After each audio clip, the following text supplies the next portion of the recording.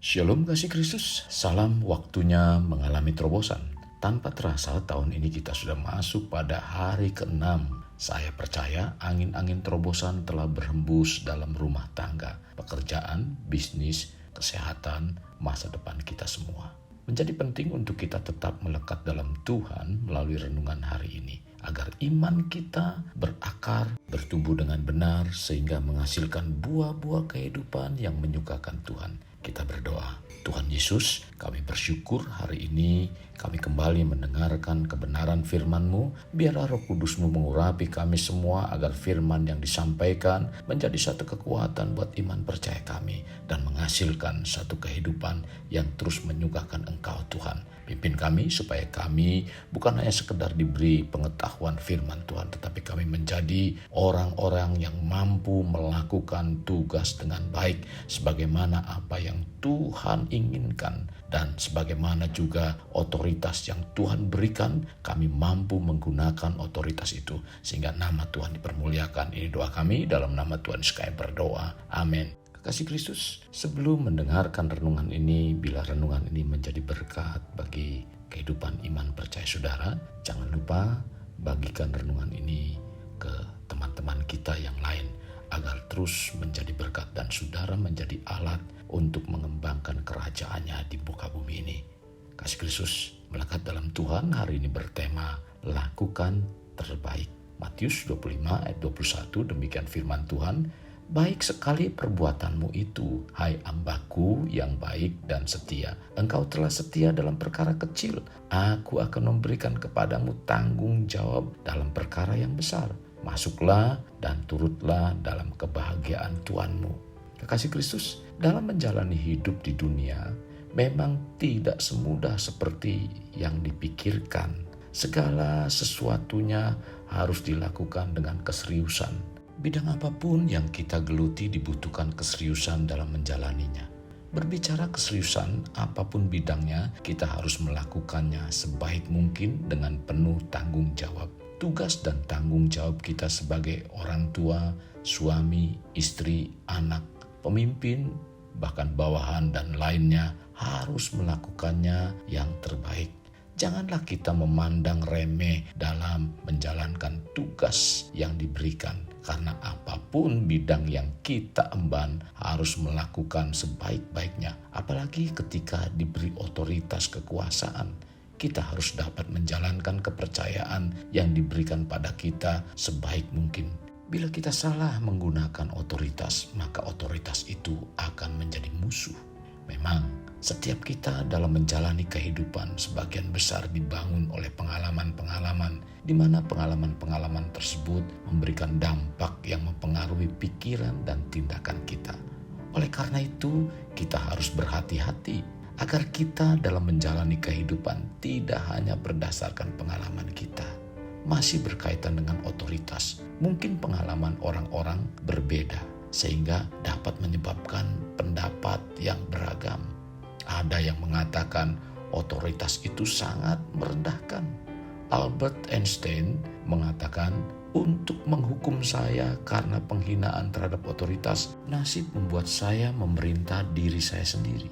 Daniel Webster mengingatkan, jika kita dan keturunan kita menolak instruksi agama dan otoritas, melanggar aturan keadilan abadi, menyepelekan keputusan-keputusan moralitas, dan dengan sembarangan menghancurkan lembaga politik yang menyatukan kita bersama, tidak ada seorang pun yang dapat mengatakan betapa tiba-tibanya sebuah bencana dapat meliputi kita yang akan mengubur semua kemuliaan kita dan ketidakjelasan yang mendalam.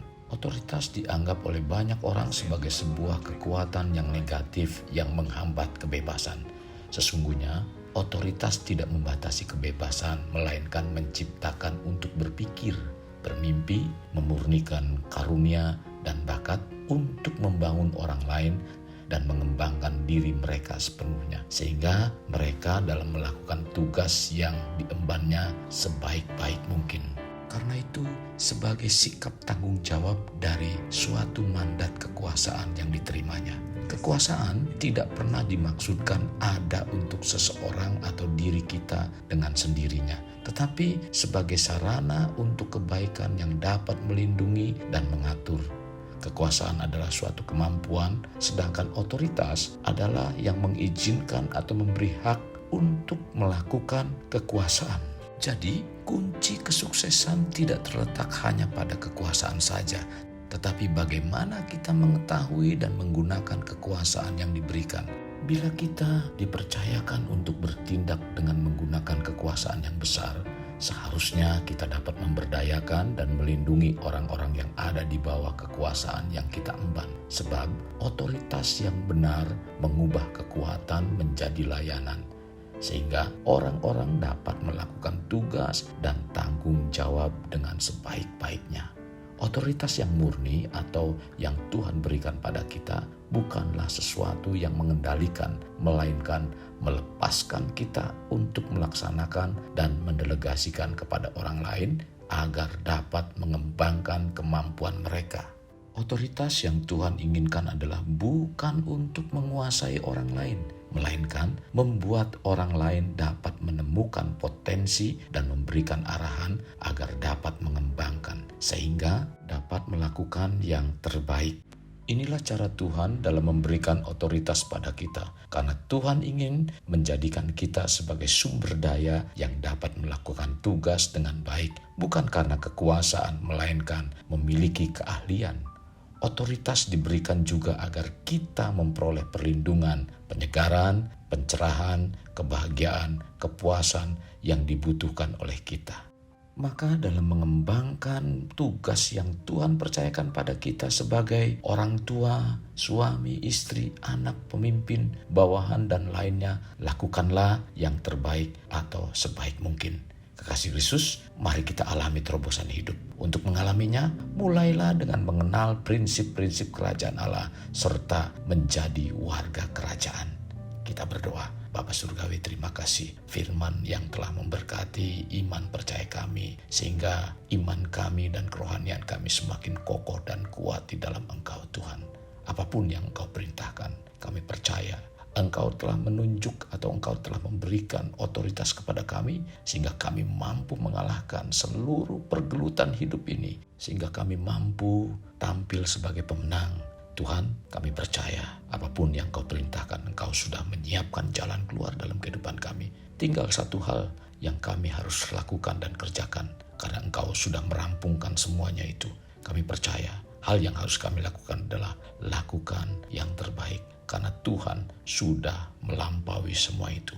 Biarlah kami tetap beriman di dalam Engkau. Ini doa kami dalam nama Tuhan Yesus. Kami nyatakan pergelutan, persoalan, permasalahan yang kami alami akan mengalami terobosan-terobosan terjadi dari seluruh sisi hidup kehidupan kami. Kami akan menerimanya. Ini doa kami. Dalam nama Tuhan Yesus kami berdoa. Amin. Kasih Kristus, mari kita akhiri dengan mengendahkan kedua tangan kita. Terimalah anugerah berkat dari Allah Bapa, kasih sayang daripada Yesus Kristus, dan persekutuan dengan Roh Kudus yang mencurahkan berkat secara rohani, berkat secara jasmani, dan berkat secara ekonomi, di mana berkat Abraham, berkat Ishak, berkat Yakub dicurahkan dan dilimpahkan dari saat sekarang sampai Maranatha tiba, dalam nama Tuhan Yesus. Amin. Jangan lupa like, share, dan subscribe.